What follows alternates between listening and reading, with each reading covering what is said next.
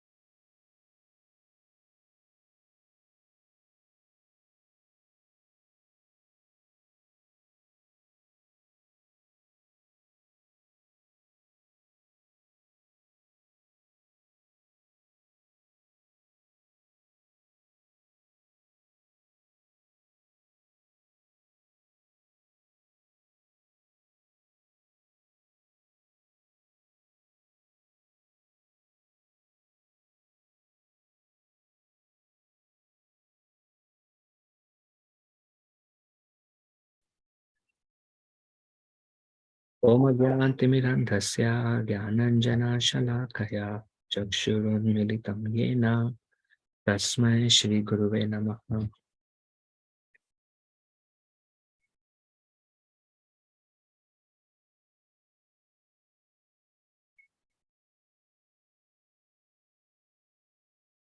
श्रीचैतन्यमनोभीष्टं स्थापितं येन भूतले स्वयं रूपा कदा मह्यं ददाति स्वपदान्तिकम्।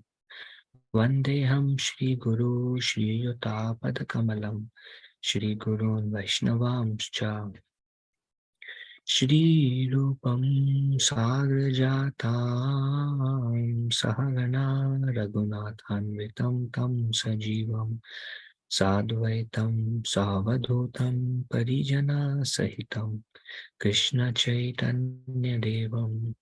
श्रीराधा कृष्णपादान् सहगणा ललिता श्रीविशाखान्वितंश्च। हे कृष्ण करुणा सिंधु दीनबंधु जगतपते गोपेश गोपिका कांता राधा कांता नमस्तुते। तप्त कांचना गौरांगी राधे वृंदावनेश्वरी वृषभानुसुते देवी प्रणमामि हरिप्रिये। वंशाकल्पतरुभ्यश्च कृपा सिन्धुभ्य एव च पतितानां पावनेभ्यो वैष्णवेभ्यो नमो नमः। जय श्री कृष्ण चैतन्य प्रभु नित्यानंद श्री अद्वैता गदाधर श्रीवासादि गौर भक्तवृंदा। हरे कृष्णा कृष्ण कृष्ण हरे हरे, हरे राम राम राम हरे हरे। मुखं करोति वाचालं पङ्गुं लङ्घयते गिरिं यत्कृपातमहं वन्दे श्रीगुरुं दीनतारिणं परमानन्दमाधवं श्रीचैतन्य ईश्वरं। नमो विष्णुपादाय कृष्णपृष्ठाय भूतले श्रीमते भक्तिवेदान्ता स्वामिनिति नामिने। नमस्ते सरस्वती देवे गौरवाणी प्रचारिणे निर्विशेषा शून्यवादी पाश्चात्यदेशतारिणे। पञ्चतत्त्वात्मकं कृष्णं भक्तरूपास्वरूपकं भक्तावतारं भक्ताख्यं Namami भक्तशक्तिकम्।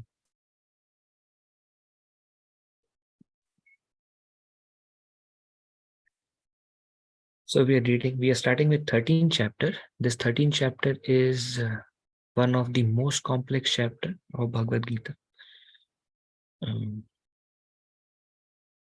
Especially the first 7-8 verses. The purport also are very like at least some section of this is little difficult to understand. We'll try our best. Then this 13th chapter to 18th chapter is the beginning of Gyan Yoga section of Bhakti Yoga. We saw Bhagavad Gita is divided into 3 parts, 1 to 6, 7 to 12, 13 to 18, Karma Yoga and other parts. Then there is Bhakti Yoga till 12, and 13 to 18 there is Gyan Yoga. This is not like, this is Gyan that is needed to develop renunciation from this material world. Gyan that helps us to understand this material existence. So some Gyan which is helpful to progress in our Bhakti Yoga. That's why Bhagavad Gita is entirely Bhakti Yoga. Okay. The nature, the enjoyment and consciousness, part 3, Gyan Yoga section, the link between chapter 12 and chapter 30. In 12.7, Lord Krishna promised to save his devotees from the path of birth and death.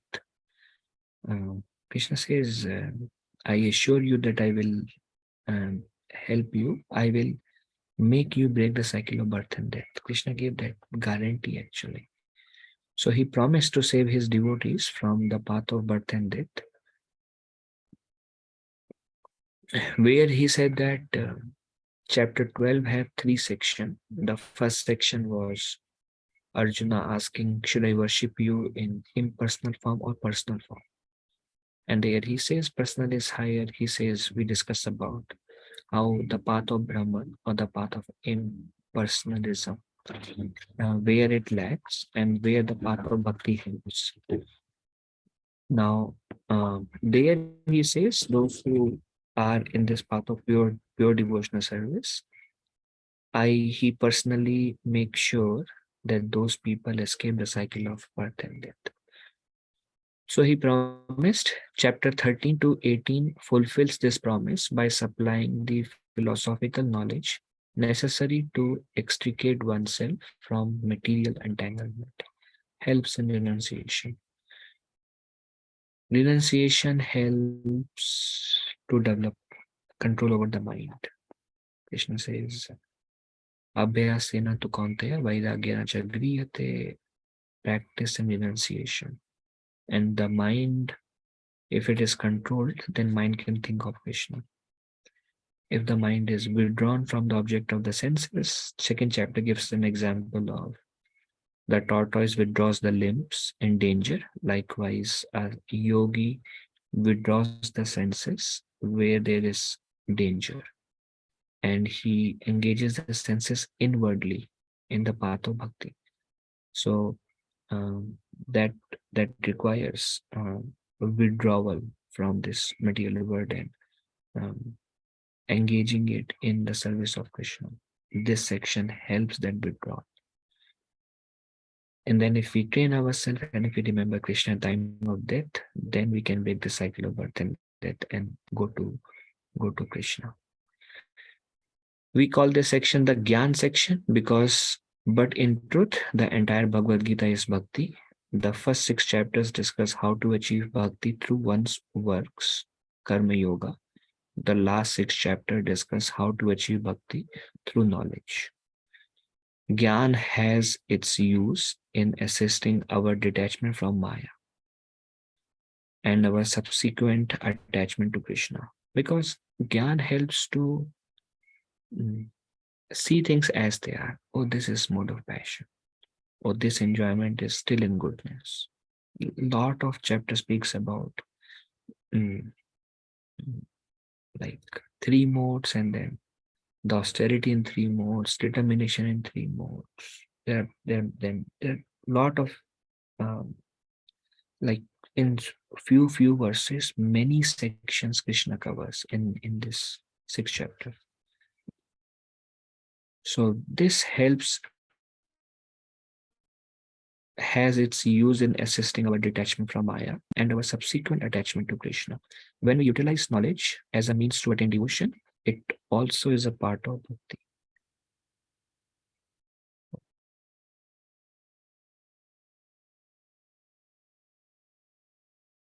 Breakdown of chapter 13, section 1, Arjuna's 6 questions, and Krishna explains the field of activities and the knower of the field.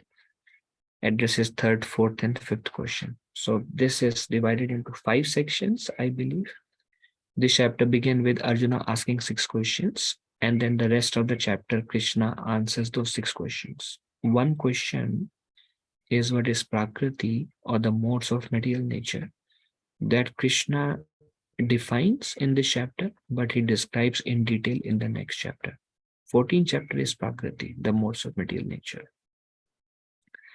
In this first, second to 6 verses, he addresses 3 questions. Then Krishna explains the process of knowledge and liberation. Hare Krishna. Maybe these laminate bottles are going in fridge. In the pantry. In the pantry. Krishna explains the object of knowledge. These are some of the questions asked. So this will make more sense as we see the questions. Krishna explains Prakriti, Purusha, and their union, and how a devotee sees everything. Jnana Chakshu, seeing through the eye of knowledge. Okay. Arjuna 6 questions, Krishna's answer. Arjuna asks 6 questions about the following subject. What is Prakriti? What is Purusha? What is Kshetra? What is Kshetragya? What is Gyan? And what is Gyaya? Prakriti, Purusha, Kshetra, Kshetragya, Gyan, and Gyaya. Gyan is knowledge. Prakriti is material nature, addressed in the next chapter. Purusha is the enjoyer. Who is the enjoyer? We will see there are 2 enjoyers, the living entity and the Supreme Lord. The living entity enjoys the 3 modes. He is a material enjoyer, and Krishna, or the super soul, is a transcendental enjoyer. So they both come under Purusha. Kshetra is the field. And here the field refers to the body, in which one can act within the material world. That's the field. Then Kshetragya, who is the knower of the field. There are 2 knowers. One is the soul, one is the super soul. Who knows the body? The difference is the soul knows one's own body, and the super soul knows all the bodies. Gyan is knowledge and the process of acquiring knowledge. And Gyayam is the object of knowledge. What is the goal of knowledge? We are gaining knowledge.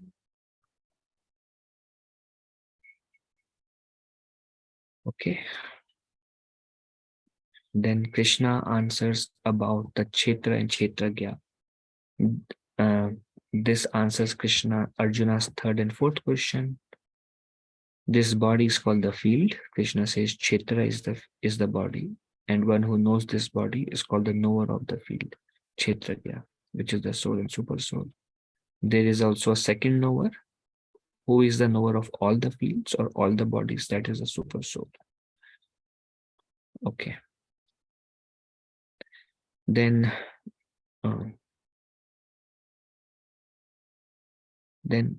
what is knowledge? This first verse covers the first 6, like Arjuna's questions. Second verse cover the second verse onwards. Krishna starts answering. The field is the body. The knower of the field is the soul and the super soul. Then to understand the body and its knower, soul and super soul, is knowledge. Krishna explains what is knowledge. One who knows oneself as spirit soul, and one who knows Krishna. One who, if we know ourselves and Krishna, then we are in knowledge. Analogy: citizen as a proprietor of one land, but king is the proprietor of all the land. So Prabhupada gives this in the purport. The citizen may hold a land, but the king holds owns the entire kingdom.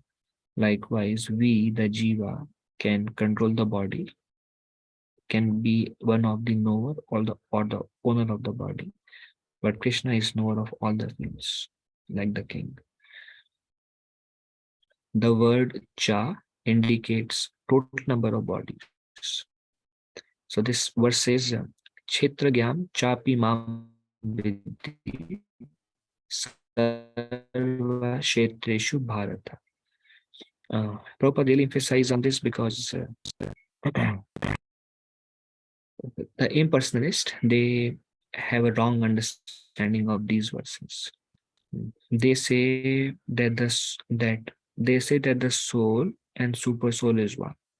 And when Krishna says the soul is the knower of the body and the super soul is knower of all the body, they mistake the Krishna does not uses the word Paramatma specifically. Um, um, but he uses the word Kshetragya. Uh, like there is one knower who knows all the field.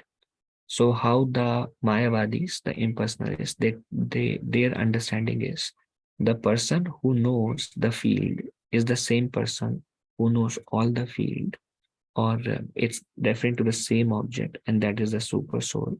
Their understanding is there is no soul and super soul within us. They say there is only one, and that is super soul, and that is Brahman. They say there is no Jiva. It's everything is like there is no living entities. We are all gods. We are all part of Brahman, and we actually know all the living entities. But we are covered by ignorance, and that's why we have forgotten. And our goal is to become one with Brahman, and then we again will be the knower. So this is the knowledge about ourselves. This is how they misinterpret, because there are many versions of Bhagavad Gita. That's why if you read the purport, there is a lot of um, like deeper understanding Prabhupada gives. Um, it's little complex. There Prabhupada uses the word, if you see the Sanskrit, it says Kshetra Gyan Chapi Mam Vidhi Sarva Kshetreshu Bharata. And Cha means also. I. This is referring to Mam Vidhi. I know. There is another Kshetragya, another knower who is I. Cha.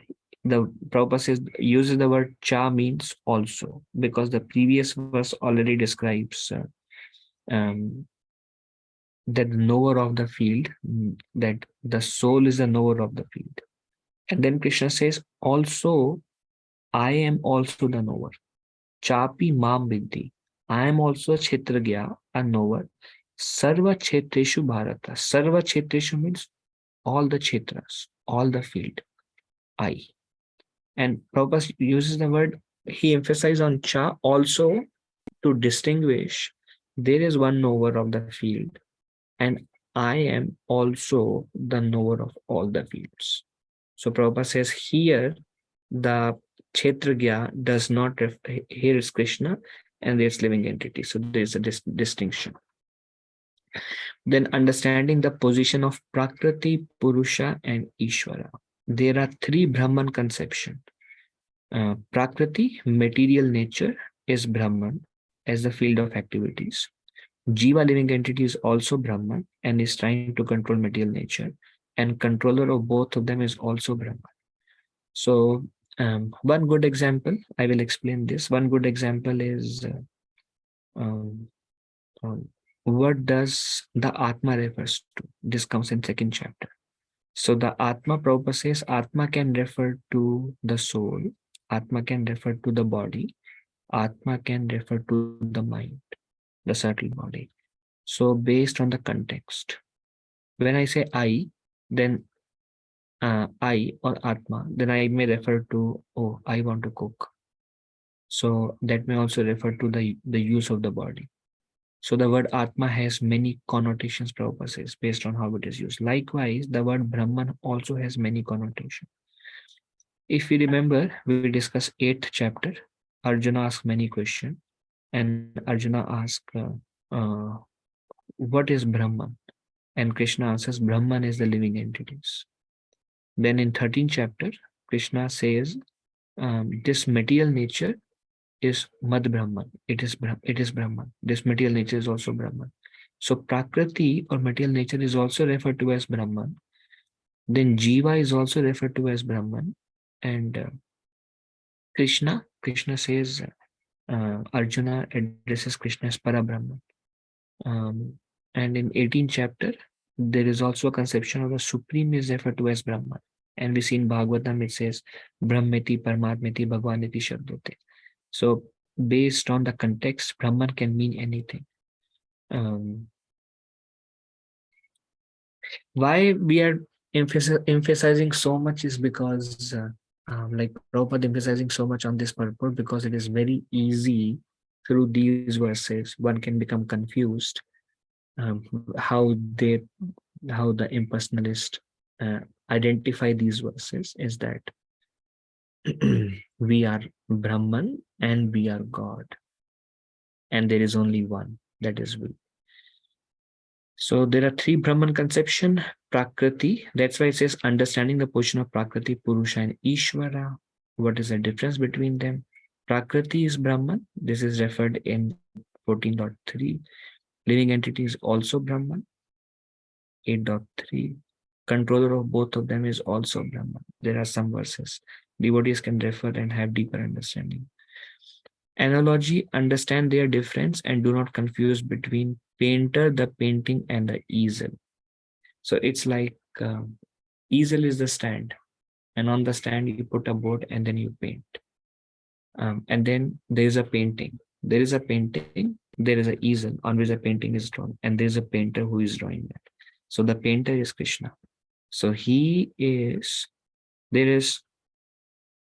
are both interacting because the paint is there on the board which is on the easel. So paint and easel are interacting, but the painter is one who is bringing everything together. Likewise, material nature, living entity, both are expansion of Krishna, and Krishna is bringing the living entity and material nature and play, but Krishna is aloof.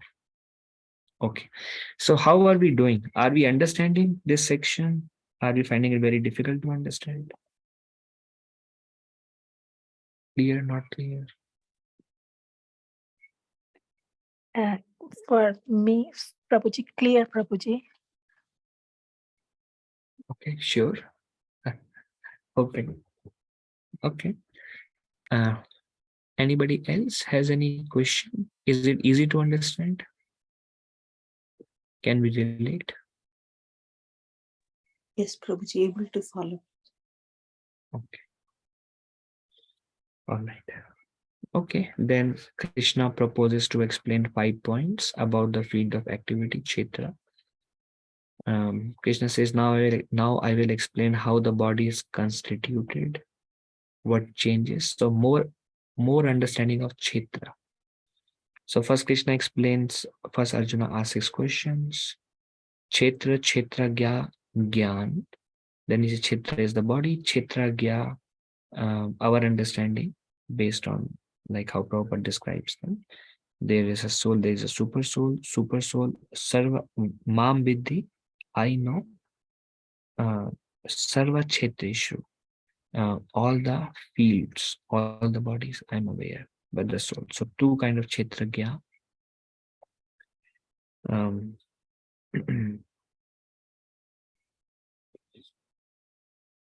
And then after describing this, then Krishna says the one who knows the soul and the super soul is in knowledge. So one of the question by Arjuna is what is Gyan? Then he says one who knows these 2 is in Gyan. But there is more about Gyan that we will see today. So it's like divided. These 6 answers are divided in the chapter. The first slide describes which question is answered in which all verses. Then Krishna says, now know more about the field, the body. And he says, I will explain to you how the body is constituted, what changes the body undergoes, how, when, and where the body is produced, identify the knower of the body, the influence that one has on others. So these are the some of the questions that Krishna will address about the body. That knowledge of the field of activities or of the knower of activities is described by various sages in various writings. It is specially presented in Vedanta Sutra. From what I know, this is the only place where Krishna refers to Vedanta Sutra. And Krishna says, Krishna does not answer about the body in detail, but he says that knowledge of the field of activity and the knower of activity is described by various sages in various Vedic writings. So Krishna is not going to elaborate this concept about what is the body, like the Gyan concept. He says various sages have described in various writings. It is specially presented in Vedanta Sutra. That all Krishna also authenticates Vyasadeva. Vedanta Sutra, Vyasadeva has already written. So Krishna also authenticates Vyasadeva as basically the best among the sages, and also authenticates the Vedanta Sutra. That's why Krishna says, especially presented in Vedanta Sutra. Interesting. Prabhupada says, always give evidence from past authority. Krishna himself is giving evidence that whatever he's speaking, although he's a supreme authority, Prabhupada says, he's referencing to Vedanta Sutra or other sages in other scriptures. So Prabhupada says that when we should speak anything, we should also always give evidence from past authority. When we say, for example, when we say, well, Giriraj Maharaj said this, then we will hear attentively. So, or this comes in Bhagavad Puran says this, Bhagavad Gita says this. So when we refer, then people will take us more seriously. But if we say anything without referencing, then people will hear with skepticism. So Prabhupada says we should always give evidence from past authority. Prabhupada also give an example, especially good for people who are trying to spread the message, especially in the learned class. It's very important to quote the references. Prabhupada also says devotees should be like lawyers who refer to law books in front of the judge. Likewise, we should also always refer to the books of pure devotees or pure devotees, Shruti or Smriti. Then our words will be authentic. Then this is another little bit complex thing to understand, but let's try our best. There are 5 stages of Brahman realization. This is mentioned in Taittiriya Upanishad 2.9. Brahma Pucham Pratishta. Pucham refers to 5. So 5 degree of or 5 stages of Brahman realization. One is called Annamaya. Annamaya realization is one is trying to realize the Supreme through food. So children, they want to realize everything. Actually, they are trying to realize the Supreme, but they don't know. But Annamaya is through food we are trying to. Food is a supreme object of realization. Only trying to realize. Like you give them anything, you give them mobile, they will try to understand what the mobile is by chewing to see what the mobile is like. So it's Annamaya. Through food, I can realize everything by tasting. So this is Annamaya consciousness, lowest stage of Brahman realization. Then this Pranamaya realization. Pranamaya means realizing the Supreme in living symptoms. One seeks to preserve his life. Means a person in Pranamaya consciousness is like there are stages of advancement. So person in Pranamaya consciousness, he sees the Supreme object is I should survive. Anybody trying to defeat me or hit me or harm me, then I have to defend. So this is like the supreme object of the goal or the whole energy or the most important thing. I should live. This is Pranamaya. Many animals are in this stage, Pranamaya. That's why there's a defending mode. Like they're always fearful that somebody will attack me. They're looking for food. They're not in Annamaya consciousness because they're not trying to eat anything and everything. Like children try to eat anything and everything. They think the supreme object is taste everything. So this is Annamaya consciousness. Pranamaya, they eat what they need.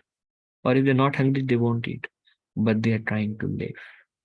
So this is called Pranamaya consciousness. Then there is Jnanamaya or Manomaya consciousness. It is, they are more on Mano, mind, realization to the point of thinking, feeling, and willing. They think they are mind. People in this stage of development, they think they are mind. So they get a thought, this person is great, or they think a thought, this person is not very useful. So, or this is what I want to, this is what I don't want to do. Everything I want to go there. I want to attain that position. So whatever the mind demands, they think that is what they are demanding. They cannot disassociate themselves with the mind. They don't think they are the body, but they think they are the mind. Pranamaya, they think they are the body. So they're very much attached to the body. So they just want to survive. Manomaya, they understand I'm not this body, but then they think that I am the mind. And whatever thought is coming is what I want. So this is called Jnanamaya. They're a little more advanced because they are going from gross to subtle. Then the fourth is Vijnanamaya, realization in which the living entity's mind and life symptoms are distinguished from the living entity himself, advanced spiritualist.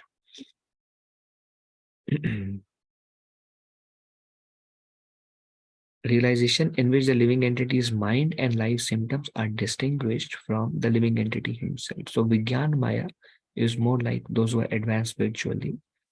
Then the mind may say something, then person in Vijnanamaya consciousness, he has the realization. He knows that he is not the mind. He can disassociate with the mind. He can see, oh, my mind is cranky. My mind is disturbed. But he does not think I am disturbed. I am cranky. He just becomes frustrated and he takes action. So if one is able to disassociate himself from the mind and can see the actions of mind is becoming angry. Mind is having these unwanted desires. I need to be careful now. So they can, whatever emotions, thoughts, they are not at thinking, feeling, willing level. That is pranamaya. They can see that as different. They can identify as something beyond. They identify themselves as I'm holding this mind. I have the free will to make my decision. I can act on my anger, why this is coming. What do I do now? They're just separate from Manomaya. So this is Vijnanamaya. This is another higher stage of Brahman realization. And then the perfectional stage is Anandamaya, which is Krishna, basically realizing now here, not just I am spirit soul disassociated with the mind, but I am part and parcel of Krishna. Now there is a self-realization. There's a blissful aspect there. Enters into a blissful, loving relationship. This is the highest stage of Brahman realization, which is called Para Brahman, which refers to Krishna himself. Vijnanamaya stage refers to the soul, realization of the soul. Anandamaya refers to realization of Krishna. Supreme stage of realization of all blissful nature. The first three are more of materialistic realization because it stops till the mind, gross and subtle body. The fourth Vijnanamaya is at the soul level. So it is spiritually more advanced. Example of Anandamaya, pure devotees. They are in Anandamaya stage of Brahman realization. Okay, any discussion here? Does this make sense?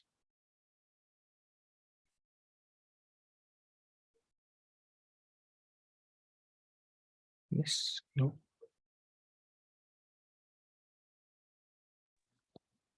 Yes, Prabhuji, able to follow. Okay. All right, then there is again further description of Ch13, the gross body, Anandamaya, Pranamaya, because either at the tongue level, Anandamaya, Pranamaya is I am the body, and my realization is body should be preserved. So subtle body is Gyan Maya or Manomaya. Then Ch13, individual soul, is Vigyan Maya, and supreme soul, Krishna, Anandamaya. So these are 5 stages of Brahman realization. Then perfection of living entity. This is all from the purport from this verse. Long purport, dense purport. Transcendental to the fields is the Supreme Lord who is full of joy. Transcendental, basically, beyond all the gross and subtle, everything is Krishna, Ananda. To enjoy his transcendental bliss, he expands into Vigyan Maya, Gyan Maya, Pran Maya, and Manomaya. In other words, everything comes from Krishna. Bhagavad Gita, Krishna says, we saw among the sacrifice, I am fire. In 10th chapter, we saw everything material also comes from Krishna. Among the immovable, I am Himalayans. Earth, water, fire, air, ether, Krishna says, are my separated energy. Living entities are my superior energy. So these are different realization of Brahman, a different relation of Krishna. And different people have different stage of attainment. Pure devotees include everything. They understand everything as it is. Otherwise, different people are in different realization. So he expands, which is to enjoy his transcendental bliss, he expands into Vigyan Maya, Gyan Maya, Pran Maya, and Annamaya. If living entity decides to enjoy in dovetailing himself with Anandamaya, he becomes perfect. Anandamaya refers to Krishna. So when he engages in the service of Krishna, he becomes perfect. Okay, these are some more further understanding of Anandamaya, Pranamaya, Gyanmaya, Vigyanmaya. Yeah. Anyways. So then field consists of 24 elements, 5 knowledge acquiring senses, we know the eyes and others, 5 object of senses, we know form, then the smell, every sense, whatever they interact with, their object is 5 object of senses, 5 working senses. The mouth, because it is how the body interacts. The mouth speaks. The tongue is a knowledge acquiring senses because we acquire the knowledge of the taste. Mouth is a working senses because how we interact. The hands, the legs, anus and genitals, that's how we interact with the world. But the eyes, they don't interact, they just receive knowledge. The hands does something. The eyes don't do anything. They just gather the information. That's why they're knowledge acquiring senses, working senses, object of the senses, 5 Mahapanchbhutas, 5 elements, earth, water, fire, air, ether, mind, intelligence, false ego, and the 24th element is Pradhan. Pradhan is the subtler form of Mahatattva. Prabhupada says refers to unmanifested 3 modes of material nature. Srimad Bhagavatam gives more understanding of Pradhan. Pradhan is more subtle, even subtler than false ego. And Pradhan is what comes in between the false ego and the soul. How the soul connects to false ego is Pradhan. Also, from Pradhan comes false ego. From false ego comes intelligence and the mind. And from false ego in mode of ignorance comes the Panchbhutas, the 5 elements. And then from there comes the gross body. So it goes in this thing, it goes from gross to subtle, and Pradhan is the subtlest. So if one dissect the body, then this is what the body is made up of, 24 elements. Then, I mean, we have Srimad Bhagavatam says, false ego, from false ego in the mode of goodness comes the mind, from false ego in mode of passion comes intelligence, from false ego in mode of ignorance comes the material elements with ether, from ether comes air, from air comes fire, from fire comes water, from water comes earth. And from these Panchbhutas is all these things are formed, working senses, knowledge acquiring senses. Then Krishna says that I will explain to you about the body and the interaction of the body. So there is an interaction of the gross body with the environment, is interaction of subtle body. Interaction of gross body produces desire, hatred, happiness, and distress. Desire because we may see something. We are interacting with the environment. We see something, develop a desire, and we may see something that we don't like, and maybe we develop a hatredness, dislike. We interact with the material world, and there'll be happiness or distress. Example, you taste something nice, you feel happy. Taste something very spicy, you feel distress. Or seeing something or hearing something, you hear something harsh, feel distress. So this is how there is the constituent of the body. Then there is interaction of the gross body, interaction of subtle body. Gross body produce these things. Subtle body interaction produces consciousness and conviction. Consciousness is more subtle. I'm interacting, but what's my consciousness? Well, through cooking, I'm trying to serve Krishna. Through talking, I want to serve Krishna. In this way, I'm trying to serve Krishna. My goal is I want to please my spiritual master. I want to please Bhagwan Krishna. What is my conviction? What is my understanding of this material world is subtle. How I see this world. And if that conviction comes from scriptures, that is best. That is otherwise covered by illusion. But nonetheless, conviction, consciousness, they are interaction with the subtle body. It's more subtle. Desire, it's more external. Happiness, desire, hatred, distress, more external. Then 6 changes of body from the purport. Prabhupada says takes birth, growth, stays, byproduct, decay, and death. Okay. Any question here so far? Hare Krishna Prabhuji. So the 24 elements, soul doesn't come under 24 elements, Prabhuji? No. Soul and super soul doesn't come to both. These are the 24 elements that field consists of 24 elements. Field refers to the body. Soul, super soul are beyond the body. Okay. So till now, I think soul comes under 24 element. This is, some say if you see overall, then soul is 25th and super soul is 26th. Oh, okay. Right. Okay. Any other question? Thank you, Prabhuji. Thank you. Yes, Hare Krishna Prabhuji. Hare Krishna. So here, when we say that interactions of subtle body, consciousness, and convictions, now we know that consciousness is the symptom of the soul. But Yes. what is the understanding that what kind of consciousness I'm manifesting right now, that is the interaction of my subtle body?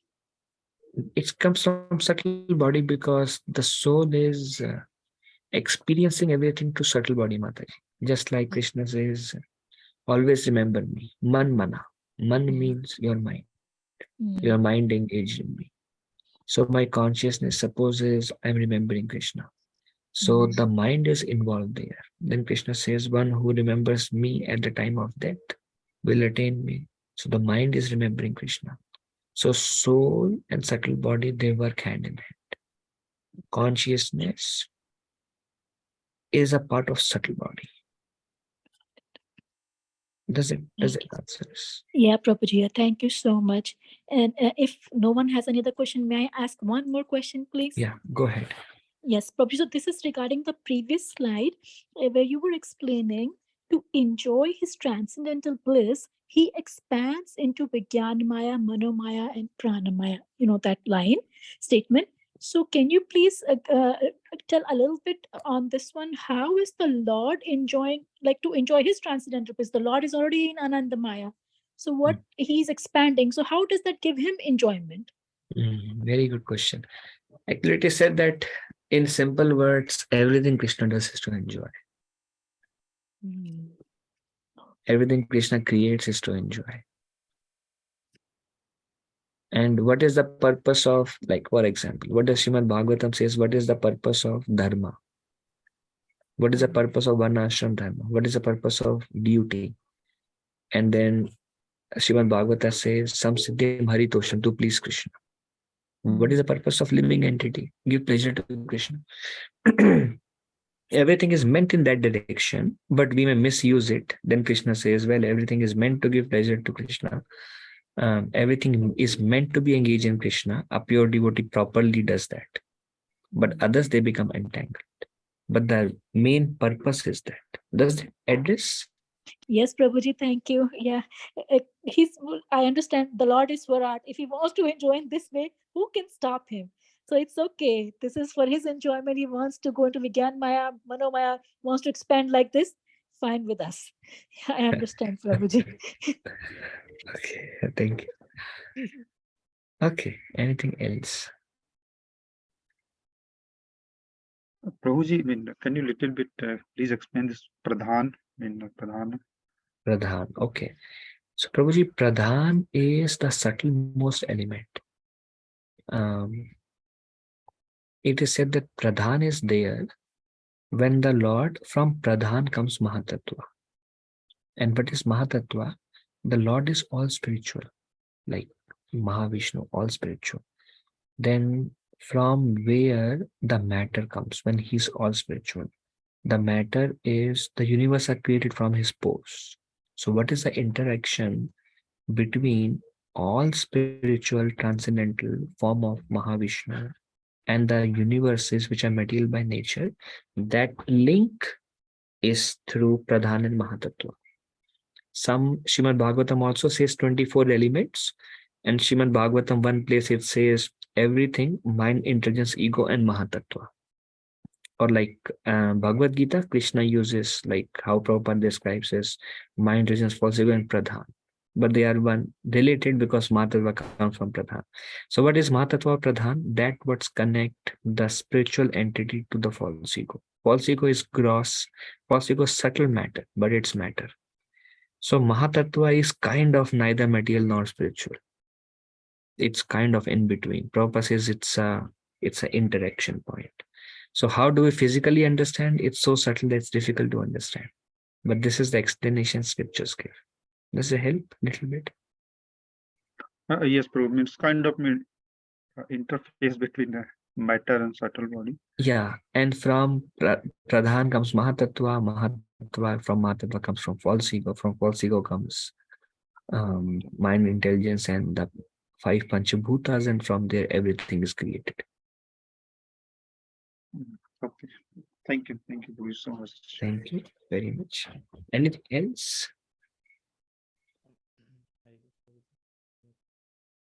Okay, so we go to the Krishna explains the process of knowledge. As I said, this chapter will divide into 2 because it's a little bit dense and there are many philosophical concepts. Yatin, Oh, yes. Actually, I was trying to speak a little bit. For some reason, I'm not able. Okay. Prabhuji, yes, Prabhuji. Prabhuji, like we understand previously that the soul is aloof from the activities of the material body, right? But now we see that they go hand in hand, the mind or subtle and soul. So how do we understand this? Like in what way it is aloof and in what way it goes hand in hand? well, it identifies itself, Prabhu, because when we are Pranamaya stage, then we identify ourselves with the mind. When we are not pure devotees, we identify ourselves with false ego. So we interact with this world from the conception of false ego. I want to enjoy. So we are at false ego level. So we are not at Anandamaya platform.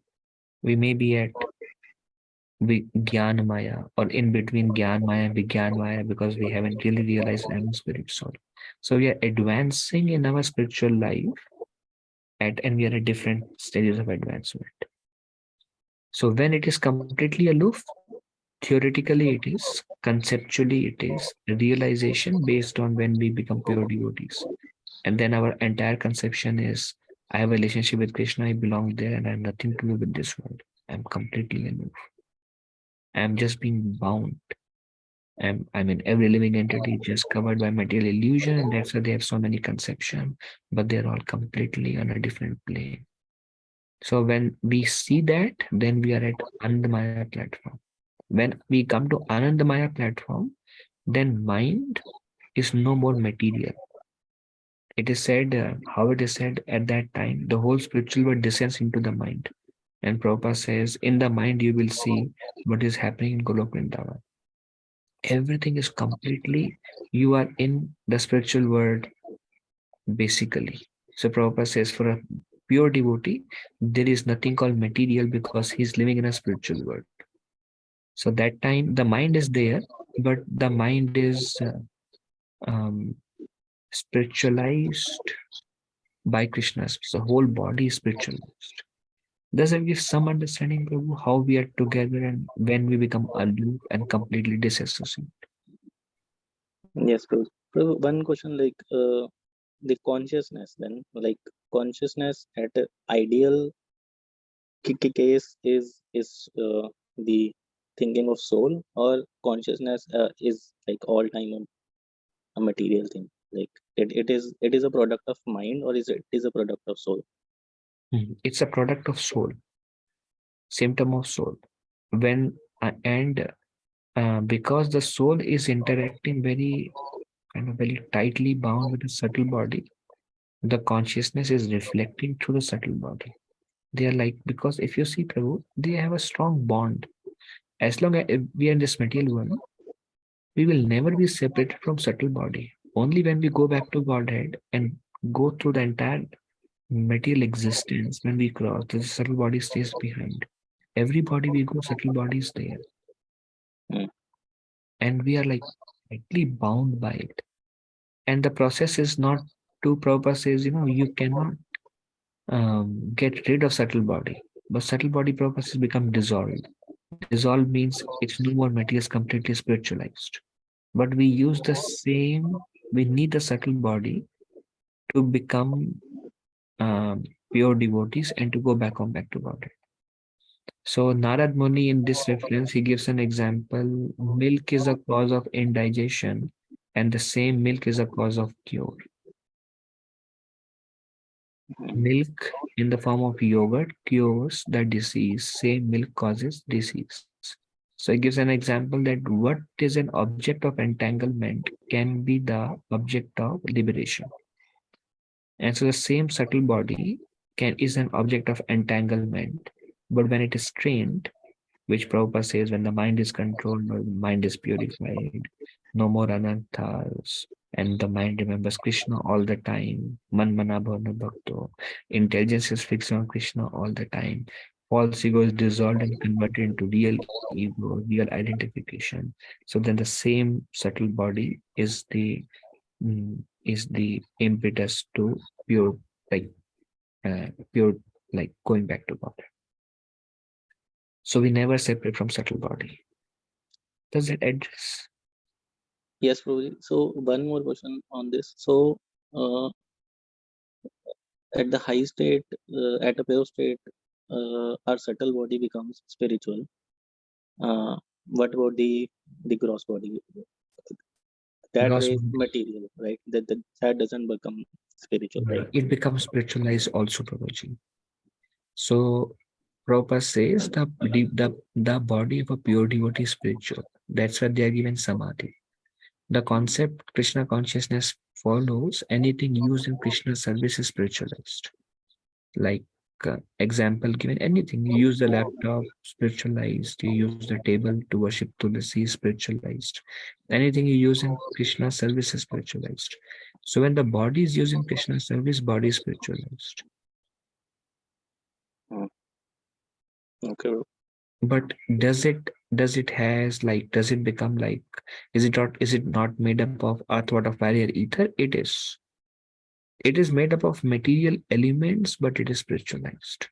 Just like the subtle body, mind is material by nature, it is matter, but it is spiritualized. Just like the food, which is made of Panchabhutas, earth, water, fire, air, ether, spiritualized when it is offered. Just like a flower, material, offered to Krishna, spiritualized. Fire, lamp, offered to Krishna, spiritualized. Anything used in service of Krishna, spiritualized. Somebody gives you a flower, then somebody gives you a flower from lotus feet of Krishna. You have different respect for both the flowers. One is flower, you respect it. One is flower coming from lotus feet of Krishna, you put it to your head. So it is ingrained in us that this is Lord's mercy. It is not regular. This is divine. So likewise, anything, the principle we follow, anything used in service of Krishna is spiritualized. Likewise, the body also, coach. Okay. Yeah. Okay. Anything else, or can we go ahead? We have one small section quickly to cover. Okay, we have just 2 more slides. We'll quickly read them through these 2 slides, and then the rest of the chapter we'll cover on Saturday. Humility, Prabhupada says, now these are the 20 items of knowledge.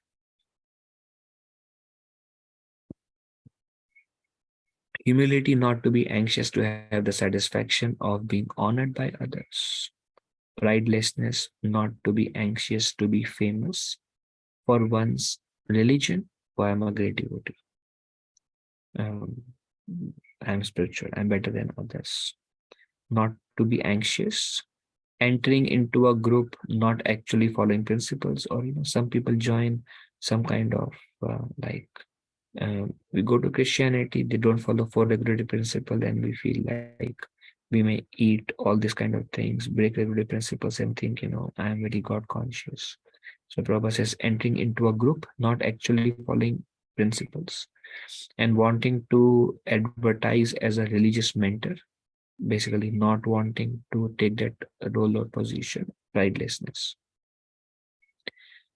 Then non-violence, not to put others into distress,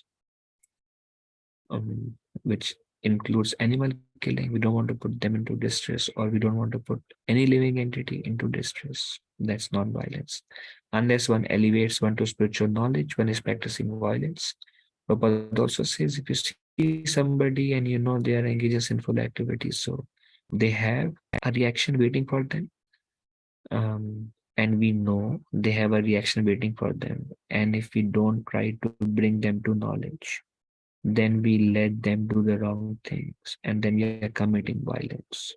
Example can be the parents, they may tell the child, yeah, you can eat this, you should eat this. So apparently they love their child, but actually they are violent against their child. The root cause is ignorance, but ultimately the principle is they are making the child go through a lot of difficult suffering because of their action. So unless one elevate one to spiritual knowledge, one is practicing violence. Try your best to distribute real knowledge. That's how you practice non-violence, other than stopping eating other things. Flesh. Tolerance be practiced to bear insult and dishonor from others. Example, Prahlad Maharaj. Simplicity is so straightforward that you can disclose the real truth even to an enemy. Simplicity means without duplicity, whatever is inside, speak out. Even to an enemy, say the truth. And let's see. Accepting a spiritual master, approach spiritual master with all humility and offer services. If he bestows blessings, that will make it easier to follow all regulative principles, and one immediately advances. So Prabhupada says, if we have difficulty seriously practicing regulative principles, if you are attached to material things not conducive to Krishna consciousness, then try to seek out the mercy of Guru by pleasing Guru. Once one receive the blessings from spiritual master, blessings from devotees, then following the regulative principles will be easier. Then cleanliness, bathing and chanting, steadiness, determined to make progress in spiritual life, like one's determination is doing things favorable to Krishna, not doing things not favorable to Krishna. And if one is focused in that, then one is called steady in devotional service. Then there is self-control, reject anything unfavorable to spiritual advancement. Steadiness also in Sanskrit is called nishtha, which basically happens after anartha nivriti, because when anarthas are there, then we will naturally be determined to make progress some point of time. Other point of time, we may become loose or weak. So steadiness is determined about spiritual life. Self-control is reject anything unfavorable to spiritual advancement. Self-control naturally requires determination, renunciation of sense objects, not cater to unnecessary demands. The senses may have demands, but if we don't cater to them, that is renunciation. If we fulfill their demands, that is attachment. Cater the demands only to keep the body fit for devotional service. Prabhupada says we cannot live without sense gratification, but excess sense gratification becomes atyahara, which may not be very conducive. I mean, if it is connected to, Prabhupada also says, if it is connected to prasad, sense gratification connected to those things within Krishna's zone, all right. Prabhupada also says at some point of time, we may want to desire to reduce them, should not be done artificially, but okay.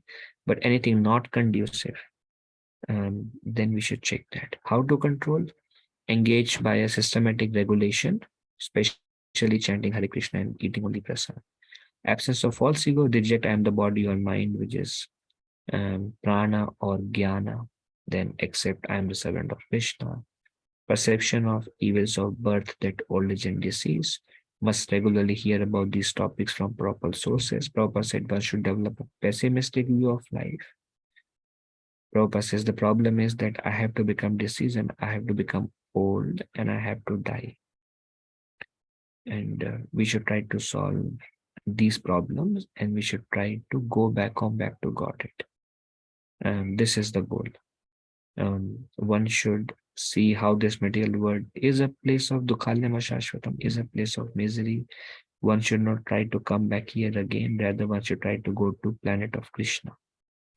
Back to Godhead. So this one who sees this is in knowledge. Detachment, be ready to sacrifice everything for Krishna. No entanglement with wife, children, etc. Prabhupada says affection is natural. Renounce if not favorable for spiritual advancement. Prabhupada says this is natural to have affection for near and dear ones. But Prabhupada says if it is not favorable, then one can renounce. Arjuna is asked to renounce family connection. Arjuna was attached to Duryodhan, to others, but then that's not what Krishna wanted. He was not willing to fight because he was attached, and Krishna says, let this not come between you. You do everything as a service to me. Then no entanglement, even-mindedness, not elated or distressed at material gain or loss. Nature of this world will be up and down. But if we can maintain our Krishna consciousness, that even-mindedness, possible by performing unbreakable devotional service, unalloyed devotional service, ananya bhakti, engage in 9 processes of bhakti, aspiring to live in solitary place, means in devotee association, not with materialistic men. Detachment from general masses, again, not with detached from materialistic association, living in devotee association, accepting the importance of self-realization, giving up unnecessary sporting, cinema going, social activities, and such wastage of time. Then we are giving proper importance to self-realization. Then philosophical search for the absolute truth, rejection of useless research of philosophical topics like sex life, research into the nature of soul by philosophical discretion. Instead of discussing about topics related to not conducive to Krishna consciousness, one should discuss about Krishna, discuss about Bhagavad Gita. Okay, so that's all we have. 2 sections we covered today, and remaining 3 sections we cover on Saturday. Are there any discussion on these things? Hare Krishna Prabhuji. When you said that when family life is not conducive, renounce, but I think I heard from you only but family life, also is important because you have your kids and wife, you need to serve them as well. You can't renunciate, correct? But here I think I was reading Krishna is saying you can renunciate, but I think that is a time we need to renunciate, or if not conducive, we can try. Yeah. Just not understand. I'm a little confused here. Little controversial, Prabhu, because this is from Prabhupada's purport. Every line is Krishna says entanglement, just don't, and freedom from entanglement with wife, children, house.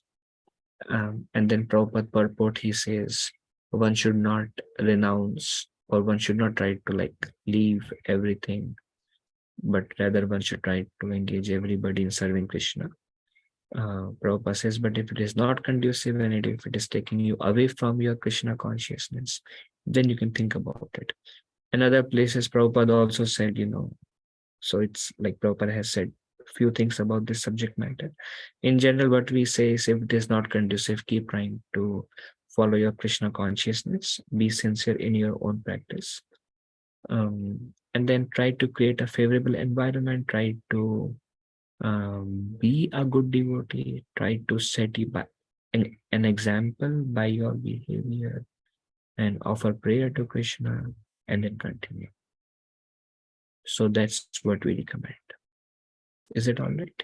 Yes, Prabhuji. Yeah, I mean, because when I just hear that out, so like little confusing, but yeah, makes sense. Prabhuji. Okay, anything else? Hare Krishna, Prabhuji, Dandat Pranam. Dandat Pranam. So, consciousness comes from mind, or it is connected to soul? Soul, symptom of soul. Very clearly, Prabhupada says, desire may come from mind. Consciousness is symptom of soul, but the soul identifies with the mind. So in a way, they are tucked together. So our consciousness is dependent upon our subtle body also. Like I'm remembering Krishna, or I'm engaged in remembering an object of sense gratification. So now soul is not much eager because the soul identifies with the mind and the mind is impure. Now my consciousness is materially absorbed. So it may seem like because of the influence of impure subtle body, but the symptom of consciousness is from the soul anyways. But they are tucked together. Is it all right? Yes, Prabhuji. So whenever we experience any suffering, it's only related to material body, right? Like subtle body, consciousness is not connected that time, Yeah. right? Yeah. We are not seeing ourselves as beyond. We are not like beyond the bodily platform. So it's connected to the body, but still it is originating from the soul. Because they're tucked together and it's seen, the consciousness is being filtered by the glasses of the subtle body.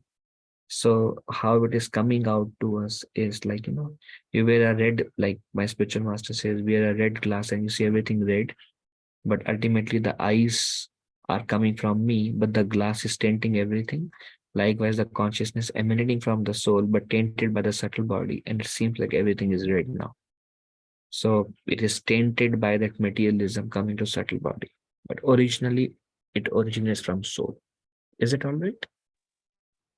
Yes, and then it means like mind is the material object, right? So mind is not connected.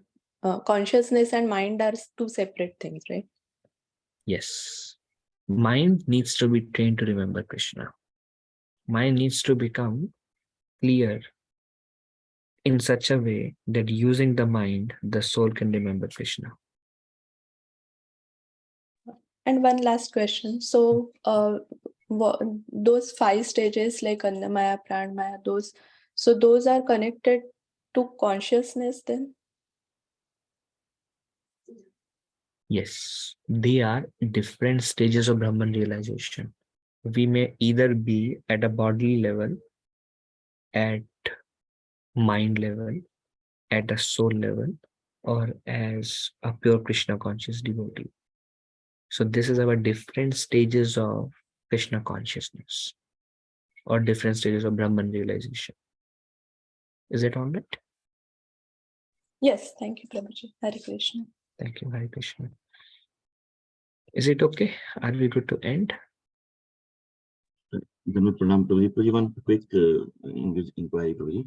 Prabhuji, for a materially subtle body, who will empower the materially inclined subtle body to remember Krishna? So, Prabhuji, this is a question, this is a comment. No, Prabhuji, I'm asking, like a subtle body who is materially motivated, materially, like, how will the desire of Krishna consciousness, that uh, who will empower that um, subtle body to remember thoughts about Krishna? Intelligence, Prabhuji. Intelligence sharpened by scriptures will tell the mind, remember Krishna. And the soul is somehow or other desiring good association. It's like we are helpless, Prabhupada. We're like fledgling in this material existence in the ocean of cycle of birth and death. But then devotee association, scriptures, and everything act, then there is intelligence, Paramatma, who is helping us, yes, do this, guiding us. And then we try to slowly, and we ourselves, with the help of the subtle body, we become pure. Like Narad Muni says, same subtle body is entangled, same subtle body is becoming pure. But where it begins, Mahaprabhu says, Brahmande Brahmita Kono Bhagyavanji, Guru Krishna Prasade Pai Bhakti Lata Pich. Then something goes in subtle body, and then and then Paramatma helps. So until that, this high interference of Guru, Krishna, mercy, then does it answer the question? Yes, Prabhuji. Thank you very much. Thank you. Okay, thank you all very much. If I spoke anything wrong, please forgive me as a humble servant. Pancha kalpa tadubhescha kripa sindhu vacha patitanam pavanebhyo vaishnavebhyo namo. Ananta Koti Vaishnava Vrinda ki jai, Srila Prabhupada ki jai. Dandavat pranam, Hare Krishna. Thank you, Prabhuji. Hare Krishna, Hare Prabhuji. Krishna, Hare Prabhuji. Krishna, Hare Prabhuji. Krishna, Hare Krishna. Hare Krishna. Thank you, Prabhuji. Hare Krishna. Dandavat pranam.